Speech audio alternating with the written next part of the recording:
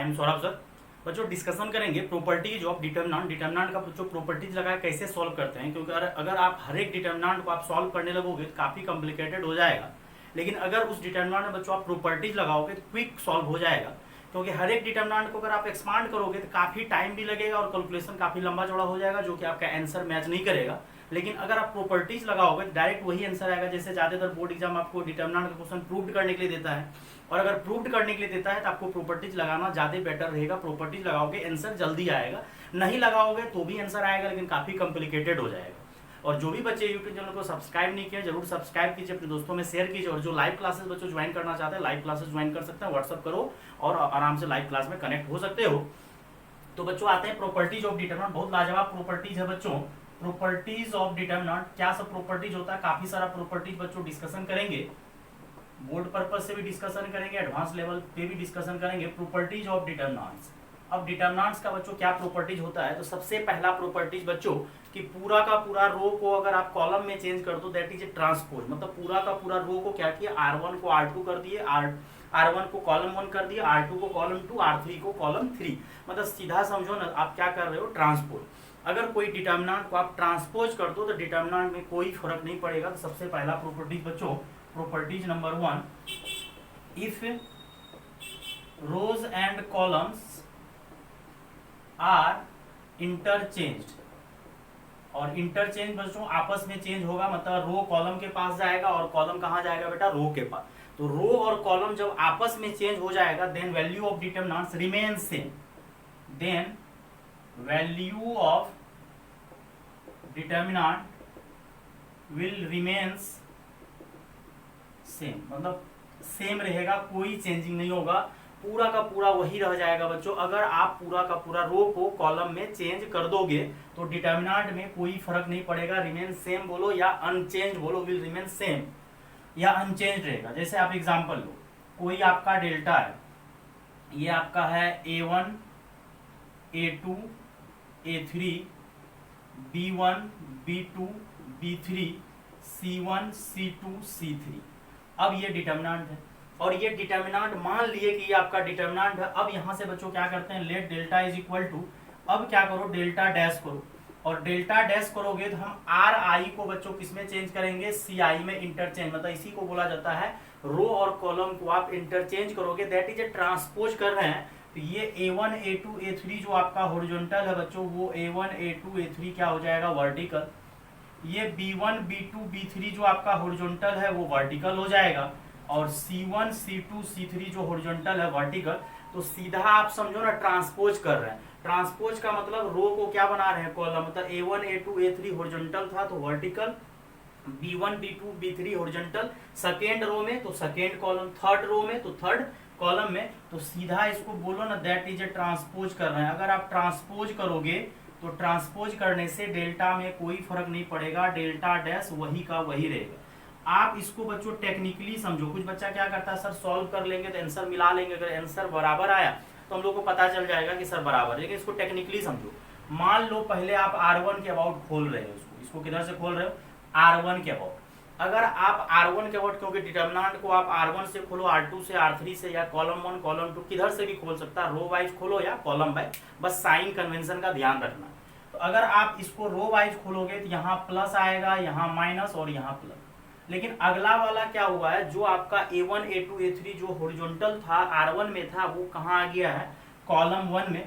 तो अब क्या करो, ये कॉलम 1 में आ गया तो अब कॉलम वाइज खोल दो, प्लस माइनस और प्लस। मतलब जो चीज पहले आपका रो में था वो आपका कॉलम में आ गया।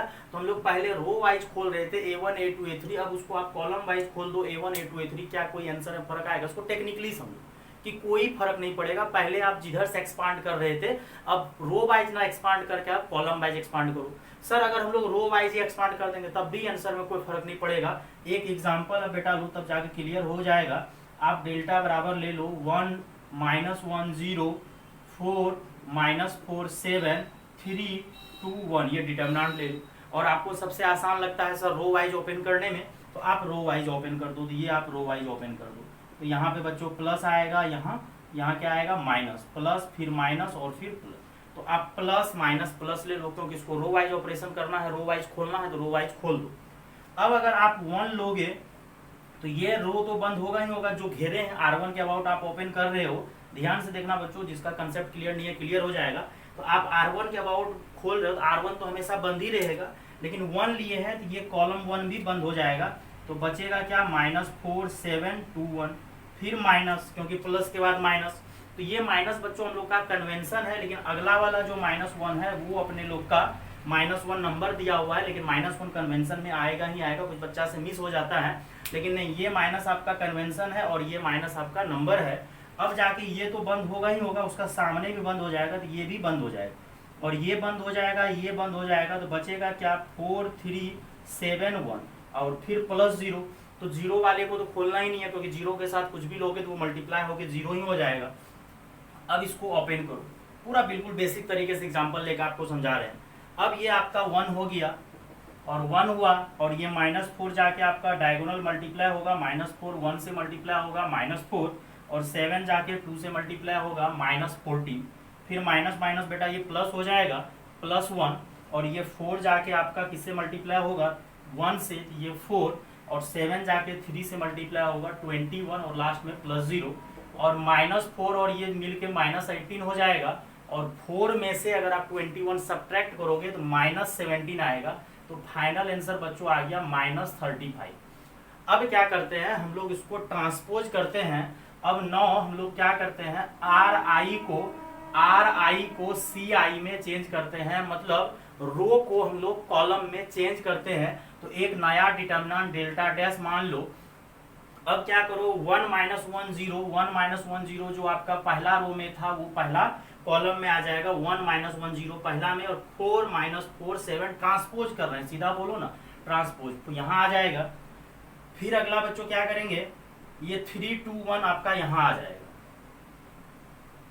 अब इसको खोलना है, तो अभी तो थोड़ा देर पहले हम बोले थे कि क्या करो, जो आप पहले रो वाइज खोल रहे थे उसको आप कॉलम वाइज खोल दो। नहीं सर हमको कॉलम वाइज नहीं खोलना है, आप आंसर पूरा के दिखा दो, चलो ठीक है, अभी भी हम R1 से ही ओपन करते हैं। नहीं तो आप दिमाग लगा के रूम पे क्या करना कि कॉलम वाइज सॉल्व कर लेना, तो कॉलम वाइज में सेम वही रिपीट कर जाएगा, आंसर वही आएगा। लेकिन चलो रो वाइज खोल के चेक करते हैं, सर कहीं आंसर गलत आएगा या सही, चलो कोई दिक्कत नहीं। तो यहाँ प्लस, फिर यहाँ माइनस, फिर यहाँ प्लस, तो यहाँ 1 लेंगे, ये तो बंद रहेगा ही रहेगा, ये भी बंद हो जाएगा, आमने सामने बंद हो जाएगा। अगर 1 लिए हैं तो आमने सामने बंद हो गया, आपका क्या बन जाएगा, -4 2 7, और 1 यहाँ माइनस नहीं है, यहाँ सिर्फ 7 है, फिर -4 ये बंद और ये बंद, तो क्या हो जाएगा -1 2 0 1, फिर लास्ट में +3 लेंगे तो ये बंद और उसका सामने वाला बंद, तो -1 -4 और 0 7। अब इसको बेटा सॉल्व करो तो ये 1 तो रहेगा ही रहेगा, ये -4 जाके -1 से मल्टीप्लाई होगा तो -4 होगा, और 2 जाके 7 से मल्टीप्लाई होगा -14, फिर -4 ये आपका मल्टीप्लाई होगा 1 जाके -1 से -1 0, और +3, और ये 7 जाके -1 से मल्टीप्लाई होगा -7, और 0 जाके -4 से होगा 0 हो जाएगा। अब जाके इसको सॉल्व करो तो क्या हो जाएगा -18, और ये -1 में से 0 जाएगा बेटा, -1 ही रहेगा, तो माइनस माइनस आपका क्या हो जाएगा +4, और ये -21, ठीक। और अब इसको आप ऐड करो। अब ऐड करने से देखो कहीं आंसर मैच कर रहा है या कहीं मिस्टेक हो रहा है। तो आंसर में थोड़ा सा गड़बड़ी कहीं हो रहा है, शायद देख लो एक बार, कहीं कोई कैलकुलेशन मिस्टेक हुआ हो। जैसे आप 1 लिए थे तो 4 7 3 1 सही था, ये लिए, और यहाँ पे कुछ एरर अगर आ रहा है आंसर में, या ऊपर में ही कुछ एरर आ रहा है क्या, 21 4 25 35 पूरा नहीं हो रहा, चलो ठीक है, एक बार देख लो, मिला लो, कहीं ना कहीं कुछ मिस्टेक हुआ है। -7 सही है, -4 सही है, चलो एक बार देख लेते हैं। 1 लिए तो ये बन, तो -4 1 2 7, फिर -4 लिए तो -4 लिए तो -1 1 2, तो ये मल्टीप्लाई हुआ, फिर 3 लिए तो 1 -7 4 ये 0। अब यहाँ से बच्चों जब सॉल्व किए तो माइनस ये 18 आया, माइनस माइनस ये प्लस आया, सही है। अब देखो बच्चों क्या करेंगे, सही आया है। अब यहाँ से सब्ट्रैक्शन करो, ये 21 और 18 को जोड़ोगे तो -39 और +4, यहाँ से आंसर आ गया -35। और अगर आप इसको कॉल R1 से हम लोग खोल के चेक किए कि आंसर गलत आ रहा है सही आ रहा है, आंसर बिल्कुल सही आ रहा है। अगर आप इधर से ही खोल देते कॉलम वाइज तो सेम वही ऊपर वाला रिपीट कर जाता। लेकिन चलो हम लोग, आपका माइंड कुछ बच्चा का चल रहा है, सर आप इधर से खोल, उधर से खोल के देखो आंसर आ रहा है, आंसर आएगा।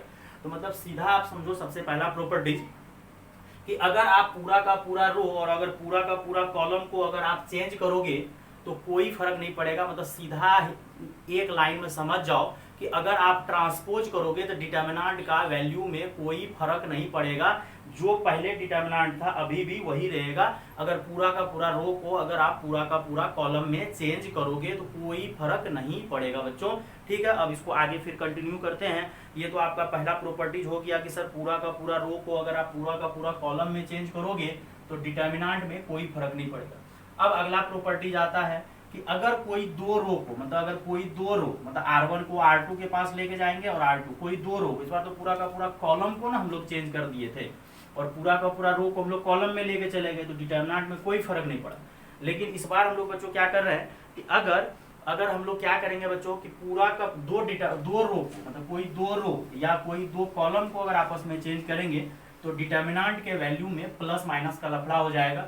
अगर पहले प्लस था तो अब माइनस आ जाएगा, या पहले डिटर्मिनेंट का वैल्यू अगर माइनस आ रहा था तो अब क्या आ जाएगा, प्लस आ जाएगा।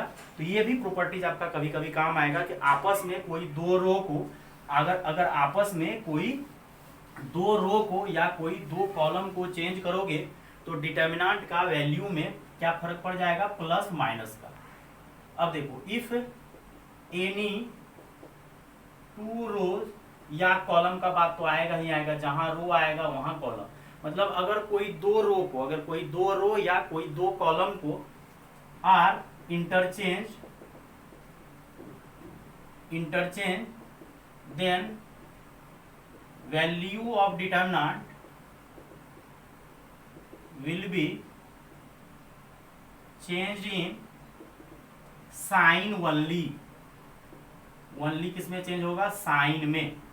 इफ एनी टू रोज और कॉलम मतलब कोई भी दो रो या कोई भी दो कॉलम को अगर आप आपस में चेंज करोगे, R1 के जगह R2 या R2 के जगह R1, ये आपस में इंटरचेंज होगा तो वैल्यू ऑफ डिटर्मिनेंट में क्या हो जाएगा, प्लस माइनस का लफड़ा आएगा। साइन ओनली मतलब पहले अगर प्लस है तो माइनस हो जाएगा, माइनस है तो प्लस। मतलब अगर पहले डिटर्मिनेंट का वैल्यू प्लस है तो बाद में डिटर्मिनेंट का वैल्यू जो है डेल्टा डैश माइनस हो जाएगा, या पहले माइनस था तो अब क्या हो जाएगा, प्लस हो जाएगा। अब एग्जांपल समझो, अगर ये डेल्टा है आपका ABC मान लो, अगला मान लो XYZ और फिर मान लो LMN, ये आपका डिटर्मिनेंट है। और आप क्या करो, अब जाके R1 को R2 से चेंज कर लो या R3 से भी चेंज कर सकता है, लेकिन रो को रो से चेंज करना और कॉलम को कॉलम से चेंज करना। तो R1 के जगह R2 आएगा और R2 की जगह डबल एरो है मतलब इंटरचेंज होगा। तो यहां से बच्चों क्या हो जाएगा, ये XYZ ऊपर चले जाएगा और ये ABC नीचे आ जाएगा और ये एलिमेंट तो थर्ड में था अभी भी थर्ड में रहेगा। लेकिन पहले जो R1 R2 को हम आपस में चेंज किए अब वो प्लस से क्या हो जाएगा, माइनस। यहाँ आगे क्या लग जाएगा, माइनस, क्योंकि जो डिटर्मिनेंट का वैल्यू पहले होगा वो अब माइनस का फर्क करेगा तो माइनस लगा दिए, बैलेंस हो जाएगा। कैसे, ध्यान से देखना। अगर तुम R1 के अबाउट खोल रहा था थोड़ा देर पहले, तो अगर आप R1 के अबाउट खोल रहा था तो यहाँ पे आ रहा था प्लस, यहाँ आ रहा था माइनस और यहाँ आ रहा था प्लस। कब, जब आप R1 के अबाउट खोल रहे थे। लेकिन वही सेम एलिमेंट अब आपका कहाँ आ गया, दूसरे जगह। अब दूसरे जगह आ गया, ये आ गया आपका R2 के पास। अब किधर से आप खोल लो, R2 से। लेकिन अब लफड़ा देखो R2 में क्या हो जाएगा, अब R2 में लफड़ा हो जाएगा कि यहाँ प्लस है तो यहाँ माइनस और यहाँ प्लस और यहाँ माइनस। देखो जो पहले A प्लस ले रहा था अब वो A माइनस ले रहा है, जो B तुम्हारा माइनस ले रहा था प्लस ले रहा है, जो C तुम्हारा प्लस ले रहा था वो अब माइनस। टेक्निकली समझो। कुछ बच्चा सोचता है सर ऐसे समझ लेंगे एग्जाम्पल ऐसे सोचो कि जो ABC पहले R1 में था अब वो R2 में आ गया। तो जब R2 में आ गया तो पहले प्लस माइनस प्लस था, अब वही ABC क्या साइन लेने लगा, साइन कन्वेंशन चेंज होगा, क्योंकि यहाँ प्लस तो यहाँ माइनस, तो वो एक माइनस लेने लगा B। अगर आप माइनस को खींचोगे तो वो आगे हम एक माइनस लगा दिए हैं बैलेंस करने के लिए लगाएं, जिससे माइनस माइनस मिलके क्या हो जाएगा, प्लस। तो कोई भी दो रो या कोई भी दो कॉलम को अगर आप आपस में चेंज करोगे तो डिटर्मिनेंट का वैल्यू में प्लस माइनस का फर्क पड़ेगा। एक हम 2/2 का एग्जांपल लेते हैं, ज्यादा मजा आएगा। जैसे 2/2 का एग्जांपल लेते हैं, आपका बड़ा आसान, 1 2 3 4 मार्केट का फेमस है। और 1 2 3 4 को आप सॉल्व कीजिए, पहले 4 जाके 1 से मल्टीप्लाई होगा, 1 को 4 से मल्टीप्लाई करेंगे बेटा 4 आएगा, और 2 को 3 से करेंगे 6, आंसर कितना आएगा, -2। अब क्या करो, एक डेल्टा डैश लो, जिसमें क्या करो आप R1 और R2 को आपस में चेंज करो। मतलब कोई भी दो रो या कोई भी दो कॉलम को चेंज करना है। इस बार माइनस प्लस हम नहीं लगा रहे हैं, देखते हैं सही में फर्क पड़ता है। नहीं लगाते। पिछले बार बैलेंस करने के लिए माइनस लगाए थे, क्योंकि पहले भी डेल्टा था, अभी भी डेल्टा रहेगा अगर सच में, तो बैलेंस करने के लगा। इस पर नहीं लगाते, इस पर नाम दे देते हैं डेल्टा डैश, क्योंकि R1 की जगह R2, R2 की जगह R1 जा रहा है, मतलब डिटर्मिनेंट चेंज हो रहा है। तो हम लोग क्या करते हैं, ये 3 4 यहाँ जाएगा और ये 1 2 यहाँ। अब जाके 3 को 2 से मल्टीप्लाई करो 6 होगा, और 4 को 1 से करो 4। देखो आंसर कितना आएगा, इस बार आंसर क्या आएगा, +2। देखो यहाँ डेल्टा आया था -2 और डेल्टा डैश क्या आया, प्लस, मतलब पहले माइनस था तो अब क्या आया, प्लस। मतलब कोई भी दो रो को अगर आप आपस में चेंज करोगे साइन में चेंज होगा। अगर पहले जो डिटर्मिनेंट था 1 2 3 4 उसका वैल्यू -2 आया, लेकिन जैसे ही आप R1 R2 को आपस में चेंज किए तो फोर्स क्या आ गया, +2। वही चीज लिखे हैं कि अगर कोई भी दो रो या कोई भी दो कॉलम को अगर आप आपस में चेंज करोगे तो डिटर्मिनेंट का वैल्यू चेंज होगा, लेकिन किसमें, साइन में। मतलब पहले प्लस था तो अब माइनस, और अब माइनस था तो प्लस हो जाएगा। तो बच्चों 3/3 का ना एग्जाम्पल लेगा, आपको 2/2 का एग्जाम्पल लेगा, बेटा समझा दिए। अब आते हैं और आपको टेक्निकली भी समझाएंगे, जो एबीसी पहले प्लस माइनस प्लस ले रहा था अब वो एबीसी माइनस प्लस, तो बैलेंस करने के लिए आगे आपको माइनस लगाना पड़ेगा, ठीक। और यहीं पर अगर आप माइनस लगा देते बैलेंस करने के लिए तो अपने आप हो जाता है। तो क्लियर। अब यहां से बात आता है properties number 3। If all elements of any row, all element लिख रहे हैं, if all elements of any one row, या कभी कभी ये भी लिखा जाता है एटलीस्ट वन रो, कम से कम एक रो, या एनी रो लिख दिया काफी है, कोई भी एक रो भी काम चल जाएगा, एनी रो या कॉलम। मतलब if all elements of any row और कॉलम आर जीरो, मतलब पूरा का पूरा जीरो होगा, मतलब कोई भी रो है या कॉलम है उसका पूरा एलिमेंट क्या होगा, zero, then value of determinant, will be zero. मतलब अगर पूरा का पूरा एलिमेंट, कोई भी डिटर्मिनेंट का अगर पूरा का पूरा रो का कोई एलिमेंट या कॉलम का एलिमेंट जीरो हो गया तो सॉल्व करने का कोई जरूरत नहीं है, सीधा आपको उस डिटर्मिनेंट का वैल्यू क्या बोल देना है, जीरो। जैसे आप एग्जांपल देखो, 0 0 0 पूरा का पूरा फर्स्ट रो जीरो है, यहाँ 1 4 5 7 6 9। अब ये डिटर्मिनेंट है, और अगर ये डिटर्मिनेंट है, अगर आप R1 के अबाउट एक्सपांड करोगे, यहाँ आएगा प्लस, यहाँ आएगा माइनस, और यहाँ आएगा प्लस, तो जीरो लोगे। अब जीरो लोगे तो ये बंद, तो क्या हो जाएगा 4 5 6 9। फिर -0 लोगे तो ये तो बंद होगा ही होगा, इसका ये वाला भी बंद होगा, तो क्या हो जाएगा 1 5 7 9, और +0, फिर क्या हो जाएगा 1 4 7 6। एक्चुअली अगर आप ये 2/2 डिटर्मिनेंट को सॉल्व करोगे भी तो कोई फर्क नहीं पड़ेगा, क्योंकि आगे आपका जीरो लगा हुआ है, तो वो मल्टीप्लाई करके आपको क्या कर देगा, जीरो, तो फाइनल आंसर जीरो आएगा। अब कोई बच्चा बोलेगा सर हम कहीं और से खोलेंगे, बेटा कहीं और से खोलने का जरूरत नहीं है, टाइम का प्रॉब्लम हो जाएगा, लफड़ा हो जाएगा। अगर पूरा का पूरा एलिमेंट जीरो है तो आप खटाक बोल दो डिटर्मिनेंट का वैल्यू क्या होगा, जीरो। अब आते हैं बच्चों प्रॉपर्टी नंबर 4 में जाने से पहले एक नोट यहाँ लिखा देते हैं कि हम लोग डिटर्मिनेंट में एक चीज अभी बहुत अच्छा बढ़िया चीज पढ़े हैं कि अगर पूरा का पूरा एलिमेंट जीरो होगा तो उस डिटर्मिनेंट का वैल्यू जीरो होगा। और यहाँ पे एक टेक्निक वाला बात सीखे कि सर जीरो अगर आ जाता है तो सॉल्व करने का कोई जरूरत नहीं है, क्योंकि जीरो से मल्टीप्लाई होकर जीरो हो गया। तो ऐसा क्यों नहीं करेंगे हम लोग, आज के बाद जब भी डिटर्मिनेंट को ओपन करेंगे उस रो या उस कॉलम से खोलेंगे जिस रो या कॉलम में जितना ज्यादा जीरो होगा। क्यों रिस्क ले, क्योंकि जीरो से जब ये जीरो के अबाउट जब खोले हैं, जब हर एक जगह जीरो है तो वो जीरो से मल्टीप्लाई होकर सब जीरो हो गया। तो हम लोग डिटर्मिनेंट को इस रो या कॉलम से खोलेंगे जिस रो या कॉलम में जितना ज्यादा जीरो होगा। एक नोट करके बच्चों 5 स्टार नोट हो जाता है, बड़ा लाजवाब नोट है ये, इसको याद रखना है कि expanding the determinant about that row या कॉलम, मतलब उस रो के अबाउट खोलना है, expanding determinant about that row या column which contain maximum number of zero, which contain maximum number of zeros. मतलब जिस रो या कॉलम में जितना ज्यादा जीरो होगा हम लोग आज के बाद डिटर्मिनेंट को उसी रो या कॉलम से खोलेंगे जिससे आंसर आने में आसानी होगा। जैसे कि एग्जांपल ले लो आप, डेल्टा बराबर 0 1 4 0 0 5 7 8 9।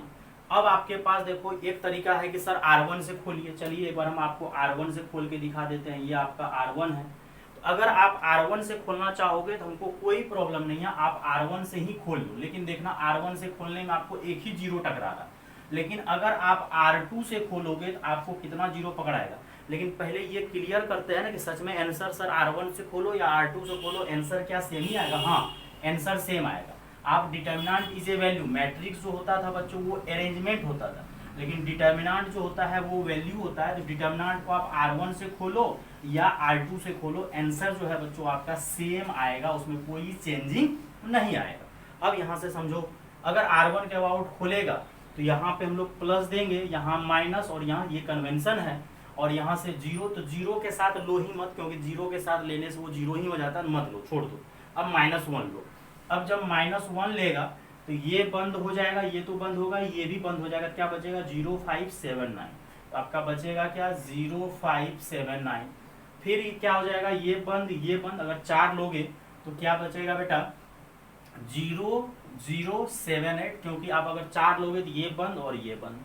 अब यहाँ से बात हो जाएगा माइनस, और 9 को 0 से करोगे 0, -35 4, और ये 0 को 8 से करोगे 0, 7 को 0 से करोगे 0, तो कितना आंसर आ जाएगा? 35, क्योंकि ये माइनस माइनस प्लस हो जाएगा, और ये 0, 0 में से 0 गया, 0 मल्टीप्लाई हो गया 0 हो जाएगा। अब हम लोग क्या करते हैं, ये तो अबाउट क्या खोले हैं? R1। अब हम लोग चलते हैं अबाउट R2, क्योंकि R2 में मेरे पास 2 जीरो टकरा रहा है। अगर इसी डेल्टा को आप R2 से खोलते तो मजा आ जाता। 014005789। तो अब R2 से खोलते हैं, तो R2 में क्या फायदा है कि 2 जीरो है तो कैलकुलेशन कम करना पड़ेगा। अब यहाँ पे प्लस, यहाँ माइनस, यहाँ प्लस और यहाँ माइनस। अब देखो क्या करेंगे, -0, तो जीरो के साथ कुछ मतलब, क्योंकि वो मल्टीप्लाई होकर 0 होने वाला है। फिर +0, 2 जीरो टकरा गया है तो वही रहेगा, और लास्ट में -5, तो ये बंद और ये बंद, आमने सामने बंद, तो क्या बचेगा? 0178। तो ये 2 ठो तो 0 हो गया, खत्म, मर गया। और 0 को 8 से मल्टीप्लाई करोगे तो कितना होगा? 0, और 7 को 1 से, तो माइनस माइनस क्या हो जाएगा? +35। देखो आंसर मैच किया कि नहीं किया? अब कुछ बच्चा के दिमाग में आ रहा होगा, सब R1 में आपको 1 जीरो टकराया, उधर से भी खोले आंसर वही आया, लेकिन सर आप लिखा है कि जिस रो या कॉलम में जितना ज्यादा जीरो होगा उधर से खोलना है तो फायदा होगा। फिर सर सेकेंड रो से खोले, तो कुछ बच्चा कहेगा सर आप फर्स्ट कॉलम से भी तो खोल सकते हो। हाँ बेटा, फर्स्ट कॉलम से भी खोलो, आंसर वही आएगा। कुछ बच्चा के दिमाग में आया होगा अल्टरनेट फिर से कि सर इसी डेल्टा को क्यों आप माथा का पच्ची किए 108। आपका दिमाग पर डिपेंड करता है, आपका जो माइंड तभी काम कर जाए। सर इधर से खोल दीजिए ना, क्योंकि रो वाइज खोलिए या डिटर्मिनेंट को कॉलम वाइज खोलिए, वैल्यू है तो कोई फर्क पड़ने वाला नहीं है।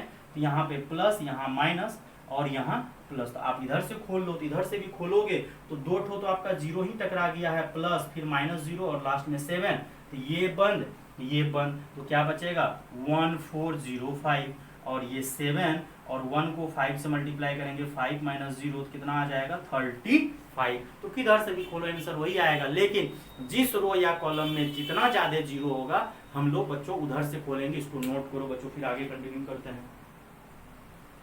बच्चों चलते हैं, आपका थर्ड प्रॉपर्टीज में जो डिस्कशन हो गया, फोर्थ प्रॉपर्टीज पे आते हैं बच्चों।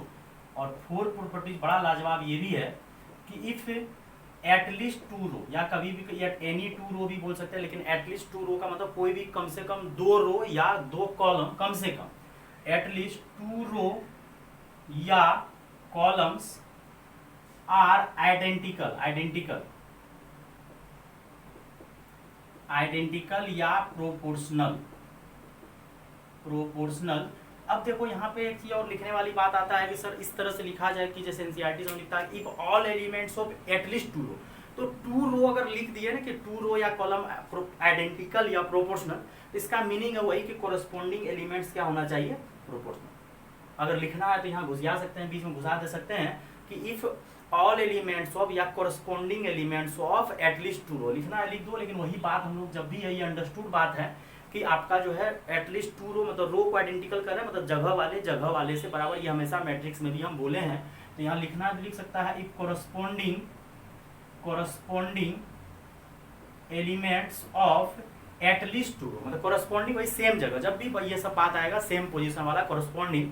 If corresponding elements of at least 2 रो और कॉलम आर आइडेंटिकल या प्रोपोर्शनल, जिसको हिंदी पढ़ना बच्चों, इसका हिंदी होता है आपका बराबर, और इसका हिंदी होता है बच्चों समानुपाती, मतलब आइडेंटिकल हो जाए या प्रोपोर्शनल हो जाए, समानुपाती हो जाए मतलब उसके रेशियो में बराबर आ जाए, then value of determinant, then value of determinant will be zero. इसको सॉल्व करने का जरूरत नहीं है, बेवकूफ वाला काम नहीं करना है, सॉल्व करने में टाइम बर्बाद नहीं करना है। अगर कोई भी दो रो या कॉलम आइडेंटिकल या प्रोपोर्शनल हो जाए तो उस डिटर्मिनेंट का वैल्यू बेटा कितना हो जाएगा, जीरो। अब एग्जांपल एक ले लो बढ़िया सा, जैसे डेल्टा इज इक्वल टू 1 2 3 1 2 3 और यहाँ ले लो 5 7 9, इसका वैल्यू जीरो होगा क्योंकि दिख रहा है कि R1 किसके बराबर है, R2 के बराबर, और R1 और R2 अगर बराबर है तो डिटर्मिनेंट का वैल्यू पक्का जीरो होगा। अब बोलेगा सर सॉल्व कीजिए, चलिए सॉल्व करते हैं। यहाँ पे आप प्लस लो, यहाँ माइनस लो और यहाँ प्लस लो। अब जब डेल्टा सॉल्व करोगे तो ये 1 लोगे, ये बंद और ये वाला बंद तो होगा ही होगा, ये पूरा बक्सा ही बंद रहेगा, ये भी बंद हो जाएगा उसके सामने वाला, क्योंकि 1 को ले रहे हैं उसका सामने वाला बंद। तो बचेगा क्या, 2 3 7 9, फिर -2, ये बंद और ये वाला बंद, तो क्या बचेगा 1 5 3 9, और फिर +3 लेंगे तो ये तो बंद रहेगा ही रहेगा, ये भी बंद हो जाएगा, तो क्या बचेगा 1 2 5 7। तो यहाँ से देखना सॉल्व करते हैं, 2 को 9 से मल्टीप्लाई करते हैं 18, 7 को 3 से मल्टीप्लाई करते हैं 21, कितना आसान है देख लो। फिर -2 और 1 को 9 से मल्टीप्लाई किए 9, 5 को 3 से किए 15, +3 7 -10। अब यहाँ से देखो 18 में से 21 जाएगा, 18 में से 21 -3 मतलब -3, तो ये -3 1 से मल्टीप्लाई होगी। 9 में से 15 जाएगा -6, और -6 को अगर आप मल्टीप्लाई करोगे +2 से तो वो हो जाएगा माइनस माइनस प्लस हो जाएगा। और यहाँ पे 7 में से 10 जाएगा -3, और -3 कितना हो जाएगा -9, और ये कैंसिल होके कितना हो जाएगा 0। तो आप ऐसा करो ना, एक ऐसा याद रख लो कि अगर डेल्टा बराबर आपका यहाँ A है, यहाँ B है, यहाँ C, और यहाँ भी A है, B है, C है, और यहाँ आपका L M N है, तो R1 किसके बराबर है, R2 के बराबर। तो आप खटाक आंसर आज के बाद बोल देना कि डेल्टा बराबर 0। सॉल्व करने का कोई जरूरी नहीं है। अगर कोई भी दो रो एटलीस्ट मतलब कम से कम 2 रो, यानी 2 रो से ही काम चल जाता है। अगर कॉलम आइडेंटिकल हो जाए या प्रोपोर्शनल हो जाए तो उस डिटर्मिनेंट का वैल्यू 0 होता है। तो ये तो बराबर वाला करवा दिए, सर प्रोपोर्शनल वाला भी करवाइए।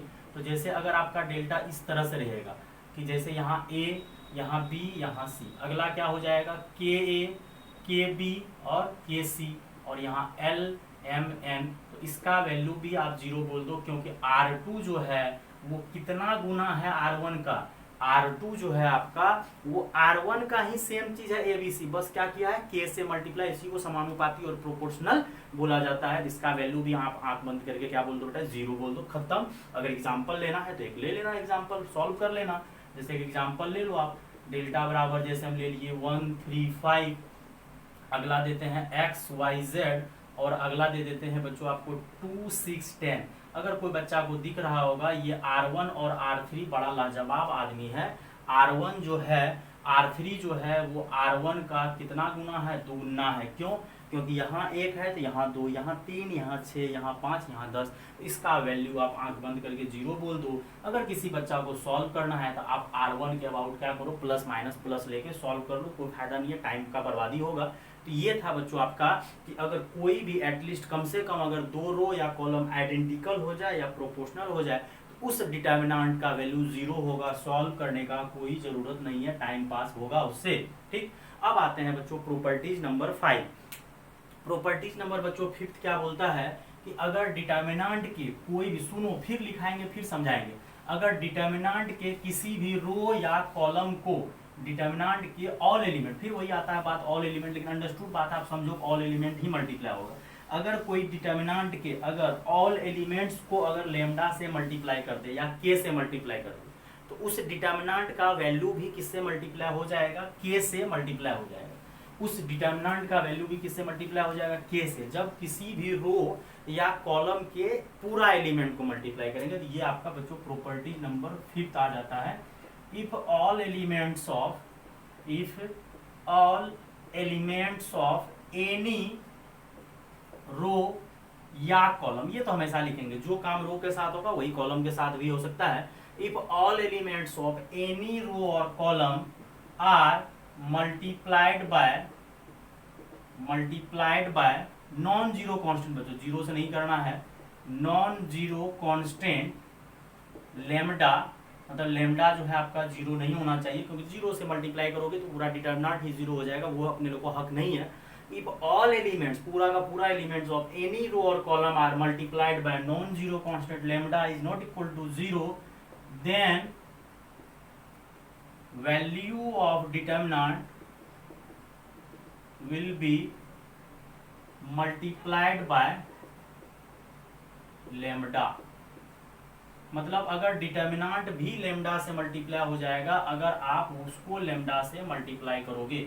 अगर आप कोई भी रो, कोई भी एक ही रो के बारे में बोल रहे हैं, कोई एक रो या एक कॉलम को अगर आप लेमडा से मल्टीप्लाई करोगे तो डिटर्मिनेंट का वैल्यू में भी लेमडा से फर्क पड़ेगा। अब एग्जांपल बच्चों समझो, एक डेल्टा ले रहे हैं, लेट डेल्टा ले रहे हैं आपको A B C X Y Z L M N.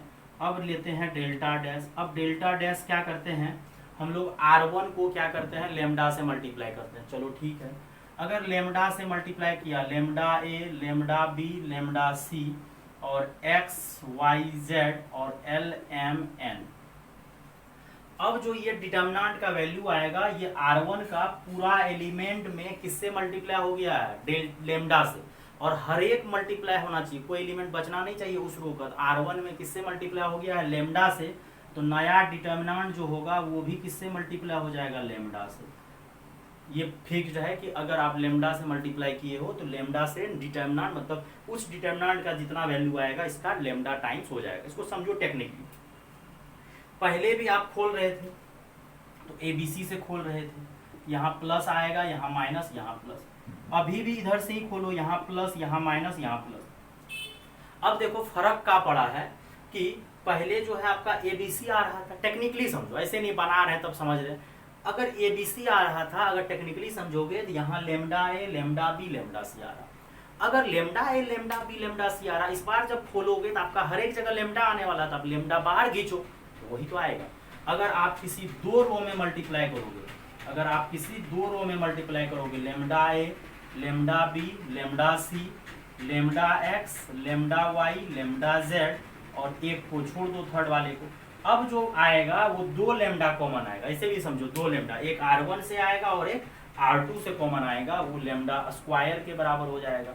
और अगर आप तीनों को मल्टीप्लाई करोगे, अगर आप क्या करोगे, तीनों को मल्टीप्लाई करोगे डेल्टा ट्रिपल डैश, तो lambda A lambda B lambda C lambda X lambda Y lambda Z lambda L lambda M lambda N, तो यहाँ से कितना लेमडा कॉमन आ जाएगा, ऐसे समझो कितना लेमडा कॉमन आएगा, लेमडा क्यू।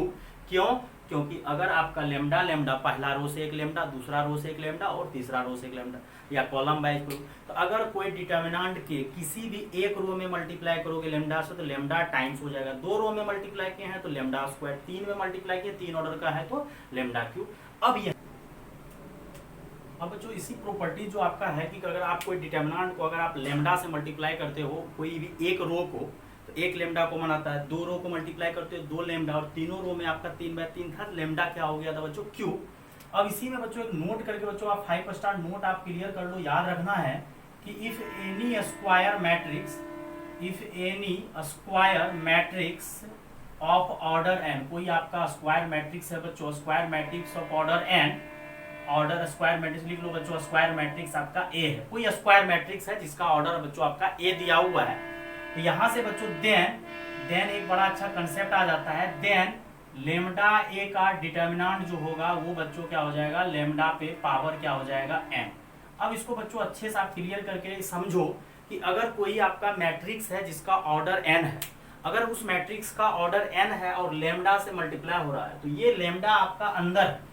अगर ये लेमडा बेटा आपका अंदर है तो ये लेमडा जो है आपका मैट्रिक्स से मल्टीप्लाई हो रहा है, तो उस मैट्रिक्स से मल्टीप्लाई जब होगा तो मैट्रिक्स को थोड़ा रिकॉल करो कि ईच एंड एवरी एलिमेंट क्या हो जाता है, लेमडा से मल्टीप्लाई। और अगर ईच एंड एवरी एलिमेंट अगर लेमडा से मल्टीप्लाई होगा और डिटर्मिनेंट क्या बोलता है, R1 से आएगा, R2 से आएगा, R3 से, और अगर आपका ये ए जो है जिसका ऑर्डर आपका n/n है तो लेमडा से मल्टीप्लाई हुआ है, अभी तो ये मैट्रिक्स है, बाद में डिटर्मिनेंट लगा है, तो अगर ये लेमडा से मल्टीप्लाई हुआ n ऑर्डर का है तो R1 में भी मल्टीप्लाई हो गया लेमडा से, R2 में भी हो गया लेमडा से, R3, R4, R5, R6। तो हर एक रो में क्या हो गया, हर एक रो में किससे मल्टीप्लाई हो गया, लेमडा से। और जब डिटर्मिनेंट का बात आया तो R1 से एक लेमडा आएगा, R2 से, R3 से, R4 से, तो टोटल लेमडा कितना हो जाएगा बच्चों, n लेमडा। तो लेमडा की पावर n, इसको ऐसे समझो। और लाइव क्लासेस बच्चों हम आपको क्लियर प्रूफ करके समझाए थे, 2 बोर्ड लग गया था, छोटा बोर्ड है, 2 बोर्ड क्लियर लग गया था। लेकिन अभी टेक्निकली समझ लो कि अगर कोई मैट्रिक्स को अगर आप लेमडा से मल्टीप्लाई करोगे तो each and every element multiply होता है। लेकिन जब डिटर्मिनेंट का बात आता है तो लेमडा पे पावर क्या होता है, n। और इसी में बच्चों आपका एक बोर्ड एग्जाम में ऑब्जेक्टिव क्वेश्चन रेडी हो जाता है। इफ a का ऑर्डर 3/3 दिया हुआ है एंड डिटर्मिनेंट का वैल्यू आपका 4 दिया हुआ है, और देन बच्चों आपको पूछ रहा है कि 2a का डिटर्मिनेंट कितना होगा। अब कुछ बच्चा को क्या लगता है ये मॉडुलस है, ये हम 50 बार चिल्ला के बोल चुके हैं, ये मॉडुलस नहीं है, डिटर्मिनेंट है। और अगर ये 2 का बात आता है तो ये नहीं कि 2 आप कॉमन ले लो, 2 कॉमन नहीं लेंगे, ये 2a का डिटर्मिनेंट है और a जो है आपका कितना बाय कितना का मैट्रिक्स है, 3/3 का। तो टोटल 2 कितना आएगा, 2 पे पावर 3, क्योंकि 2 से जब मल्टीप्लाई होगा तो each and every element multiply होगा। तो R1 से आएगा, फिर R2 से, फिर R3 से, तो 2 2 2 2 पे पावर 3 हो जाएगा। और डिटर्मिनेंट ये 8 और ये 4 32। ये सब क्वेश्चंस को एग्जाम में बनाने का जरूरत नहीं है, और आपका बोर्ड एग्जाम में ये क्वेश्चंस आता है। क्या क्वेश्चंस आता है, जैसे बोर्ड एग्जाम बिहार बोर्ड में खास करके ऐसा देता है, इफ a इज 3/3 और देन बोल देता है कि a का डिटर्मिनेंट कितना होगा। और सबसे पहला ऑप्शन दिया रहता है कि सर ये हो जाएगा के बाहर आ जाएगा इनटू डिटर्मिनेंट, जो कि बिल्कुल गलत आंसर है, ये आंसर होगा ही नहीं। ये के आपका बाहर का बात नहीं है, ये मैट्रिक्स है कितना बाय कितना का, 3/3 का। और अगर के से मल्टीप्लाई करने का बात आएगा तो ईच एंड एवरी एलिमेंट बच्चों क्या होगा, के से मल्टीप्लाई होगा। और जब के से मल्टीप्लाई होगा 3 ऑर्डर का है, हर एक जगह मल्टीप्लाई होगा। तो एक के R1 से, एक के R2 से और एक के R3 से क्या हो जाएगा, k³ इंटू डिटर्मिनेंट a। ये प्रॉपर्टीज बच्चों याद रखना कि अगर कोई मैट्रिक्स है उसको लेमडा से मल्टीप्लाई करके डिटर्मिनेंट ले रहा है तो लेमडा पे पावर n, मतलब n इज ए ऑर्डर। अब ये प्रॉपर्टीज बच्चों आपका क्लियर हो गया। अब आते हैं बच्चों प्रॉपर्टीज नंबर 6 पे, बड़ा लाजवाब प्रॉपर्टीज है बच्चों। प्रॉपर्टीज नंबर 6 क्या है, प्रॉपर्टीज सुनो। एनी वन रो, सिर्फ और सिर्फ एक रो में ही होना चाहिए, ज्यादा रो में नहीं होना चाहिए। अगर कोई एक रो या कोई एक कॉलम में अगर सम अवेलेबल हो, 2 या 2 से अधिक एलिमेंट का सम अवेलेबल हो, तो उसको आप क्या कर सकते हो, स्प्लिट कर सकते हो डिटर्मिनेंट को। पहले आप लिख लो, इफ एनी वन रो या कॉलम, जहां रो का बात आएगा वहां कॉलम का, एनी और वन, मतलब एक रो होना चाहिए, सिर्फ और सिर्फ एक रो में ही ऐसा बात होना चाहिए तो ही प्रॉपर्टी लगेगा। इफ एनी वन रो और column is the sum of 2 और मोर एलिमेंट्स, क्या होना चाहिए बच्चों, 2 और मोर एलिमेंट्स, मतलब कोई भी एक रो है जो कि सम है क्या, 2 या 2 से अधिक एलिमेंट का। तो बच्चों यहां से हो जाएगा then determinant can also, determinant भी आपका क्या हो जाएगा, can also be expressed as the sum of 2 और मोर डिटर्मिनेंट्स। 2 और मोर डिटर्मिनेंट्स में ये आपका एक्सप्रेस्ड हो सकता है, कब, जब 2 या 2 से अधिक किसी एक रो में। फिर से हम क्या पर बोल रहे हैं, एनी वन रो, सिर्फ और सिर्फ एक रो या एक कॉलम में ऐसा अवेलेबल होना चाहिए। अब देखो जैसे एग्जांपल, कोई डेल्टा है आपका दिया हुआ है a प्लस a डैश, फिर अगला दिया है b प्लस b डैश, और अगला दे रहे हैं हम c प्लस c डैश, और इधर दे रहे हैं x y z और l m n, ये दे रहे हैं। अब देखो अगर ढंग से देखोगे तो R1 में क्या है, 2 एलिमेंट का सम है, 2 एलिमेंट का क्या है, सम है। तो बच्चों हम लोग इसको 2 पार्ट में स्प्लिट कर सकते हैं, a b c, फिर अगला कौन सा part, a dash b dash और c डैश, 2 पार्ट में क्या किए, स्प्लिट कर दिए। अब यहां से बच्चों क्या हो जाएगा, x y z, ये एज इट इज ये छाप देना है, ये एज इट इज छाप देना है, जो आपका ये वाला है ये छपा जाएगा, थर्ड और सेकेंड और थर्ड रो। लेकिन R1 को हम लोग 2 पार्ट में ब्रेक कर दिए। अब ये डिटर्मिनेंट सॉल्व करने में थोड़ा आसानी होगा कि जब इसको 2 पार्ट में हम लोग स्प्लिट कर दिए। अगर 3 एलिमेंट का सम रहता तो हम लोग इसको 3 पार्ट में क्या करते बच्चों, स्प्लिट कर देते। अब यहीं से बच्चों एक एग्जाम्पल जो है कर लेते हैं, डेल्टा बराबर a plus X, b plus Y और c प्लस जेड। एनसीईआरटी में बच्चों दिया हुआ है a b c और x y z। अब इसको अगर तुम बनाओगे तो फिर बेकार है सर, सब कुछ को नहीं, डिटर्मिनेंट को ही नहीं कि सर खोल देते हैं R1 R2 से, नहीं। अब इसको क्या करना है, ये दो पार्ट में स्प्लिट हो जाएगा, क्योंकि यहाँ पे जो है आपका दो है, दो एलिमेंट का सम है हर जगह, ऐसा नहीं है एक जगह, पूरा का पूरा रो में ही क्या है, पूरा का पूरा रो में any one row column sum of two और मोर एलिमेंट, मतलब पूरा का पूरा रो में जो है सम अवेलेबल है, तो इसको दो पार्ट में स्प्लिट कर दो। अगर यहाँ पे सिर्फ सी रहता तब फिर बेकार हो जाता। तो ए बी सी, फिर अगला क्या करो एक्स वाई जेड, और यहाँ A B C X Y Z, और यहाँ ए बी सी और एक्स वाई जेड। और देखो यहाँ पे ढंग से R1 और R2 बराबर है, और हम अभी इसी लेक्चर में प्रॉपर्टीज पढ़ाए हैं कि अगर कोई दो रो या कॉलम बराबर होता है तो उस डिटर्मिनेंट का वैल्यू 0 होता है। और यहाँ देखो R1 और R3 बराबर है 0, तो डिटर्मिनेंट का वैल्यू बच्चों कितना आ गया 0। और अगर कोई बच्चा यहीं पे इसको ओपन करेगा तब भी आंसर 0 आएगा, इसमें कॉम्प्लिकेटेड हो जाएगा, टाइम लगेगा। ये आसान होगा कि अगर कोई एक रो में अगर सम और प्लस अवेलेबल रहे, सब सम अवेलेबल रहे, माइनस रहेगा तो माइनस दे देंगे। तो दो पार्ट में हम लोग बच्चों स्प्लिट कर सकते हैं, इसको नोट करो, फिर आगे कंटिन्यू करते हैं। अब बच्चों इसी में जो है अगर स्प्लिट कर देते थे, हम लोग अभी पढ़ाए कि अगर कोई आपका सम अवेलेबल रहे, कोई एक रो या एक कॉलम में, उसको आप स्प्लिट कर सकते हो। तो वहीं से एक बहुत अच्छा लाजवाब बात आता है बच्चों, नोट करके इसको 5 स्टार करके रखना, काम आएगा बच्चों अगर एंट्रेंस एग्जाम के लिए प्रिपरेशन कर रहे हो, कि अगर if delta R is equal to A R B R C R given है आपको, और इधर एक्स वाई जेड, कोई एक रो या कोई एक कॉलम नहीं होना चाहिए, ये हम बोल चुके हैं कि कोई एक रो या कोई एक कॉलम में अवेलेबल होना चाहिए। अब हम आपको बोल रहे हैं कि देन समेशन डेल्टा आर, और आर का वैल्यू 1 से लेके n अगर हो, तो आप क्या करो, ये एक्स वाई जेड में तो कोई आर नहीं लगा हुआ है, चेंज कौन हो रहा है, डेल्टा आर, मतलब आर चेंज हो रहा है, यहाँ A R B R C R है। तो हम लोग क्या करेंगे, डायरेक्ट समेशन कहाँ चले जाएगा, r इज इक्वल टू 1 से लेके n ए आर, फिर summation r is equal to 1 से लेके n बी आर, और फिर बच्चों आ जाएगा summation r is equal to 1 से लेके n और सी आर, और इधर हो जाएगा बच्चों एक्स वाई जेड और एल एम एन। तो ये आप याद रखना, जेईई के एग्जाम से बहुत काम आएगा बच्चों, इसको आप अच्छे से घेर लो, बहुत अच्छा है, बहुत अच्छा टॉप पॉइंट है बच्चों। इसको हम प्रूव कर देते हैं। ऐसा क्यों हुआ कि अगर कोई एक रो या एक कॉलम में, कोई एक रो या कोई एक कॉलम में अगर प्लस अवेलेबल हो तो उसको हम लोग स्प्लिट कर सकते हैं। अब देखो वहीं से ये प्रूफ होगा, प्रूफ करते हैं। हम लोग समेशन लगाते हैं, और समेशन डेल्टा आर, और आर बराबर 1 से लेके n जा रहा है, और इसका मतलब बच्चों होता है डेल्टा 1, फिर क्या होता है डेल्टा 2, देन क्या होता है delta 3 dash dash dash dash dash delta n, क्योंकि समेशन का मतलब होता है बच्चों जोड़। तो r के जगह पहले 1 रखे, फिर 2, फिर 3, फिर 4 डैश डैश डैश डेल्टा। अब यहाँ से बच्चों क्या करेंगे, डेल्टा 1, तो डेल्टा 1 का मतलब r के जगह आप क्या रखोगे 1, तो ये हो जाएगा a1 b1 c1, और इधर तो कुछ भी चेंजिंग नहीं होगा क्योंकि इधर चेंजिंग हो ही नहीं रहा है, तो ये वही रहेगा।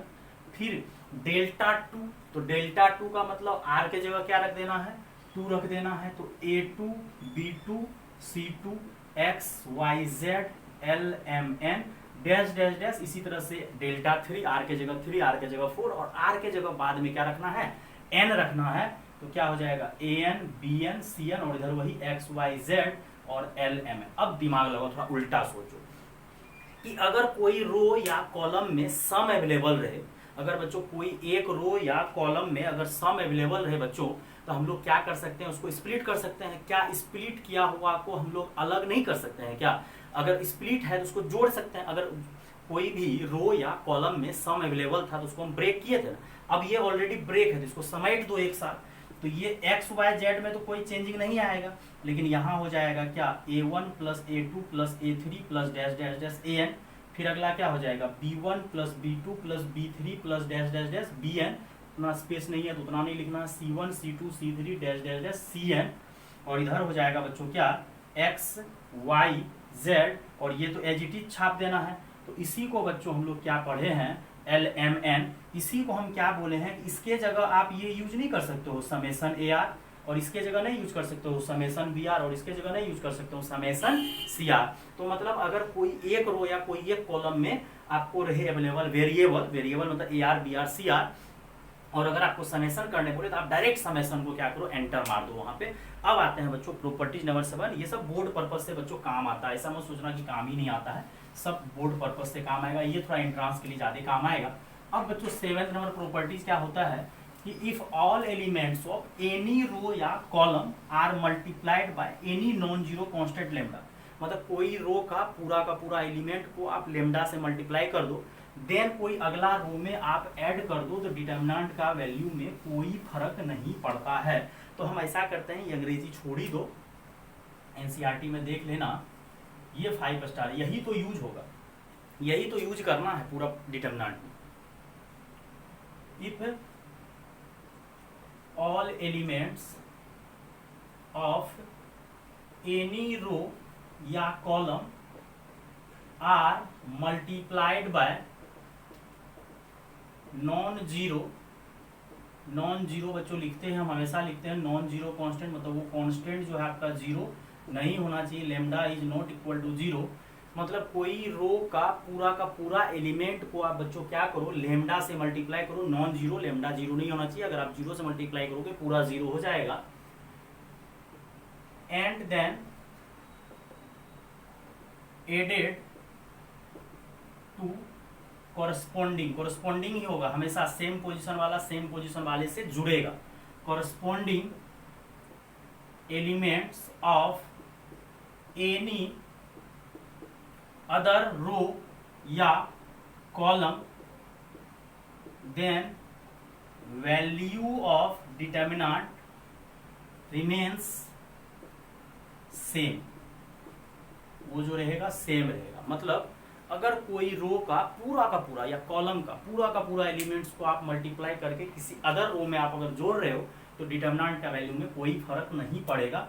इसको सीधा मैथ्स में समझिए, आर आई को हम लोग चेंज कर रहे हैं, तो जिस रो को आप चेंज करोगे उस रो के साथ बिल्कुल सीधा, ये अंग्रेजी खत्म करो, एलिमेंट्री ऑपरेशन जो आपका इन्वर्स ट्रिग्नोमेट्री फंक्शन जो पढ़ा, इन्वर्स मैट्रिक्स जो पढ़ा रहे थे वहां पे बताए कि मतलब जिस रो को चेंज कर रहे हो उस रो के साथ बिल्कुल भी छेड़खानी नहीं होना चाहिए।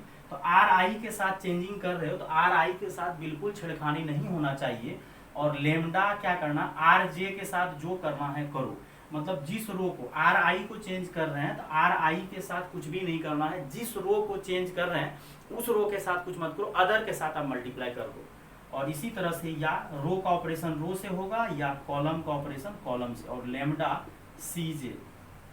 अब क्या कर रहे हैं, कॉलम को कर रहे हैं तो सी आई को कुछ भी छेड़खानी नहीं किया, रो के साथ जो करना है दूसरे के साथ जो करना है। अब एग्जाम्पल से समझो, जैसे देखो R1 को हम लोग चेंज कर रहे हैं, R1 के साथ कुछ मत करो, R2 को अगर आपको 3 से मल्टीप्लाई करना है तो चलेगा। क्या किए, R1 को चेंज कर रहे हैं, R1 के साथ कुछ भी छेड़खानी नहीं किया, R2 के साथ हम लोग मल्टीप्लाई कर दिए, फर्क नहीं पड़ेगा। इसी तरह से R1 को चेंज कर रहे हैं और R1 माइनस R2 कर रहे हैं, कोई फर्क नहीं पड़ेगा, क्योंकि R1 में से हम लोग R2 को क्या कर दिए, सब्ट्रैक्ट कर दिए, कोई फर्क नहीं पड़ेगा, क्योंकि R1 के साथ छेड़खानी नहीं होनी चाहिए, जिस रो को चेंज कर रहे हैं उस रो के साथ छेड़खानी नहीं होना चाहिए। अब जैसे R2 को चेंज कर रहे हैं और R2 में से मान के चलो R3 को घटा दिए, तो R2 में से किसको घटाएगा, R3 को। तो अगर R2 में से आप अगर R3 घटाए तो R2 के साथ कहाँ कुछ छेड़खानी हुआ, छेड़खानी किसके साथ हुआ, R3 के साथ, माइनस हुआ है। लेकिन अगर आप R2 को ऐसे चेंज कर दोगे 2R2 प्लस R3, तो ये नहीं चलेगा। क्यों, क्योंकि अगर आप R2 को चेंज कर रहे थे R2 को मल्टीप्लाई नहीं करना था, जिस रो को चेंज करते हैं उस रो के साथ छेड़खानी नहीं होना चाहिए। ठीक, अब R1 को चेंज कर रहे हैं तो R1 प्लस C1 कर दिए, ये भी नहीं चलेगा, क्योंकि रो का ऑपरेशन रो से होता है और कॉलम का ऑपरेशन कॉलम से, लेकिन आप रो के साथ किसको जोड़ दिए, कॉलम को, गलत बात है, ये नहीं चलेगा। ये चलेगा जैसे लिख रहे हैं R1 plus R2 plus R3, R1 में क्या किया, R2 R3 के पास साथ अभी कुछ नहीं किया, खाली जोड़ दिया है, लेकिन R1 के साथ तो कुछ भी छेड़खानी नहीं होगी, ये चलेगा। जिस रो को चेंज करते हैं उस रो के साथ आपको कुछ भी नहीं करना है। क्लियर, उम्मीद करते हैं बच्चों समझ में आ गया होगा कि जिस रो के साथ ऑपरेशन करते हैं उस रो को कुछ मत करो, अगले के साथ जोड़ घटा करना है जो कर दो। अब ये बात आता है, फिर यहाँ पे 5 स्टार बच्चों नोट आता है कि number of operation in any determinant of order n, कोई डिटर्मिनेंट है जिसका ऑर्डर n है, और नंबर ऑफ ऑपरेशन जो करना है उस डिटर्मिनेंट में n ऑर्डर का, taken at a time n-1, मतलब जितना ऑर्डर का डिटर्मिनेंट है एक ऑपरेशन कम करना। मतलब अगर आपको 3/3 का है डिटर्मिनेंट तो आप ऑपरेशन बच्चों कितना कर सकते हो, 2। अगर 4/4 का डिटर्मिनेंट है बच्चों तो आप ऑपरेशन कितना कर सकते हो, आप 4/4 है तो एक ऑपरेशन कर एक साथ, मतलब या एक ऑपरेशन को तो कोई प्रॉब्लम नहीं, कि एक ऑपरेशन हमेशा कम होगा। अब एक एग्जांपल देके इसको बच्चों समझो कि जैसे आपका डेल्टा है ABC XYZ LMN, इसमें ऑपरेशन करते हैं। क्या ऑपरेशन, कुछ भी ऑपरेशन ले लेते हैं। जैसे R1 है, R1 को चेंज कर रहे हैं और R2 को मानो हम किसी भी चीज से मल्टीप्लाई कर रहे हैं, मान लो K से मल्टीप्लाई कर रहे हैं, इसको चेंज कर रहे हैं R1 को। देखो ये समझ लो, जिस रो को चेंज कर रहे हैं उस रो के साथ नहीं, अगले के साथ जो भी करना है करो। अब R1 में क्या किए हैं, R1 को चेंज किए हैं और R2 को किससे मल्टीप्लाई कर दिए हैं, K से।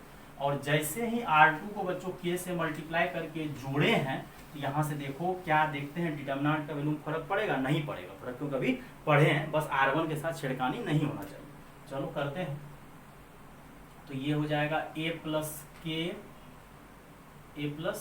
R2 को K से किया KX, B प्लस KY और C प्लस KZ। तो ये आपका हो गया A plus KX, B plus KY, C plus KZ।